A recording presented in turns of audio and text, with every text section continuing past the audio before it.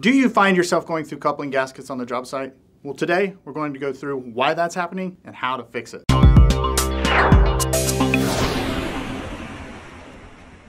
Welcome to this week's Prime Insight. Today we're going to discuss high pressure coupling gaskets.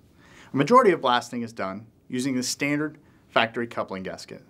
These are fine for pressures below 120 psi. However, once we increase the pressure, these gaskets tend to break down and wear out pretty quickly. The solution is high pressure coupling gaskets. Made to withstand pressures above 120 psi, it holds coupling seated at sharp bends, stands up better to the initial shock of the air hitting the coupling, and these last twice as long as standard, and in turn, extended coupling life as well. High pressure gaskets can be used in many applications, high or low pressure, so there's no need to swap these out. Install a high pressure coupling gasket and forget about it. Installation is extremely easy. You simply remove the black factory gasket from the coupling and install the new yellow high pressure gasket into the coupling like so. If you're interested in some of these for your projects, just click on the upper link and look into the description below. Thanks for watching this week's Prime Insight. We'll see you next week.